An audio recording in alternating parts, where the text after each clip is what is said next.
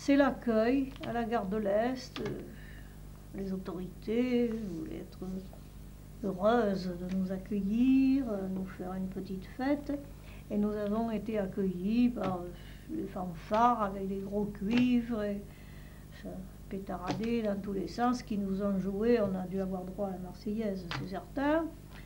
Mais enfin, ce n'est pas ce qui nous a enchantés.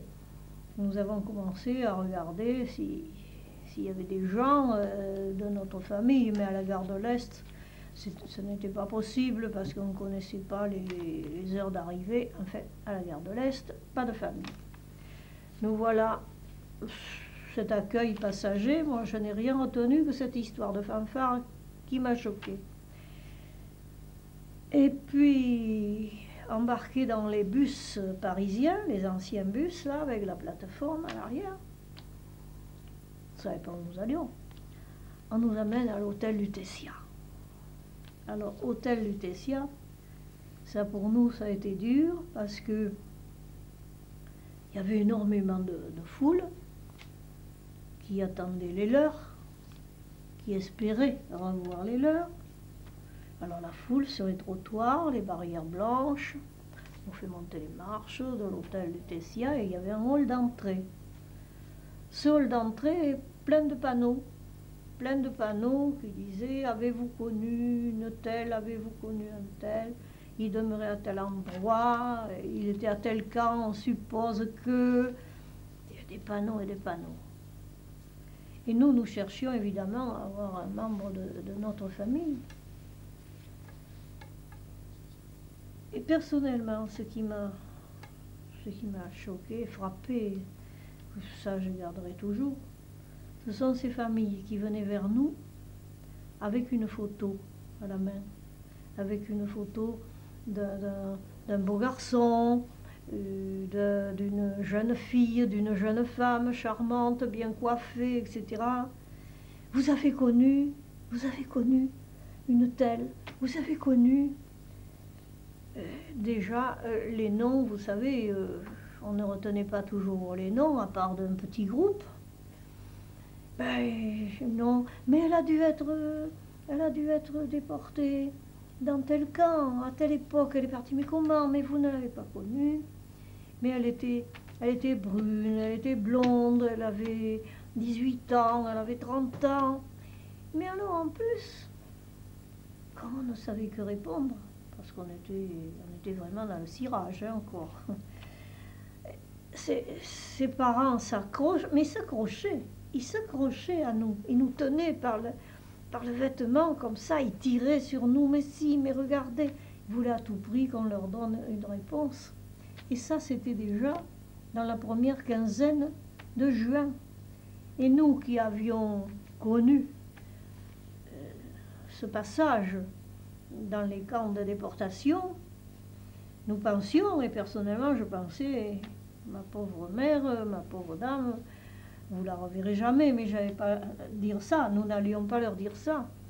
Mais enfin, rester, espérer encore, mais enfin, je ne l'ai pas rencontré. Mais vraiment, ils nous accrochaient, on ne pouvait pas se débarrasser d'eux.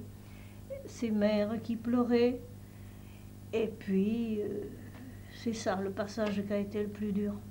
En arrivant à l'hôtel Lutetia, ça, ce fut le plus dur pour nous. Le plus dur du retour. Et puis, on nous a dirigés vers des différents salons. Et là, nous avons cherché les nôtres. Nous avons cherché nos familles. Alors, moi, je me souviens, j'avais ma mère et mon frère qui étaient venus, nous, de Bordeaux. Ils étaient venus pour m'accueillir, enfin, bon, voilà. Le sentiment. J'étais heureuse de voir ma mère que je n'avais pas vue depuis 1942. En 1943, elle était venue à un parloir à Châlons. Je ne l'avais pas vue depuis 1943. Mais où allions-nous? Qu'allions-nous devenir? Je n'avais plus mon père. Je ne savais plus que faire. J'étais partie dans la tourmente, j'étais partie à 18 ans, embrayée, disons à 18 ans, j'étais partie de la maison, je venais juste d'avoir mes 20 ans, je revenais, j'avais 23 ans, qu'est-ce que j'allais devenir, qu'est-ce que j'allais faire. Alors ma mère, oui, oui, mais... Et mon père? C'est mon père qui manquait à l'appel. C'est mon père. Et je redoutais de revenir au domicile, justement à Pessac. Je redoutais de revenir au domicile, de ne pas voir mon père. Et l'autre point qui nous a touchés à notre groupe, c'est qu'il nous... Ça y était, l'une retrouvait son mari, l'autre retrouvait comme moi sa mère, l'autre avait la chance de retrouver les deux, le père et la mère. Mais on allait être obligé de se séparer. Ce groupe, nous étions unis, nous nous étions soutenus. Entre nous, nous avions organisé la solidarité. Parce que la solidarité, on en parlait là récemment, ce matin encore.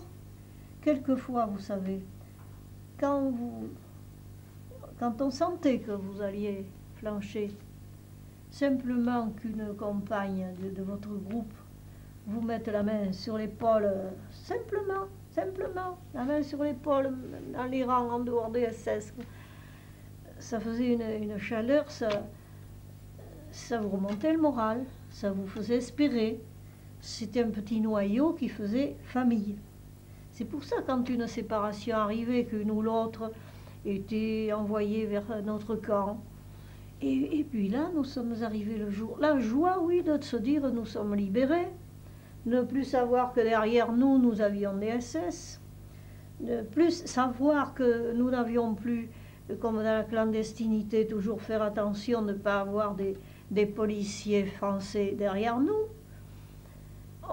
On n'y croyait pas, on n'en revenait pas. On avait toujours tendance, on allait être suivi. Et même encore, on fait attention, des fois, quand on voit quelqu'un trop longtemps derrière nous, on va aller chercher, c'est comme ça. Et cette séparation, ça a été difficile. Et vous voyez partir l'une, comme je disais, avec la mère, les parents. S'en allait, allez, au revoir, on s'écrira. Oui, c'est promis, on s'écrira. Et puis chacune a essayé de reprendre la vie normale, mais il y avait cette séparation qui a été vraiment dure. Réadaptation, sans ce groupe qui était uni, comme ça, on se disait tout, et là c'était fini, brutalement, c'était fini. Fini.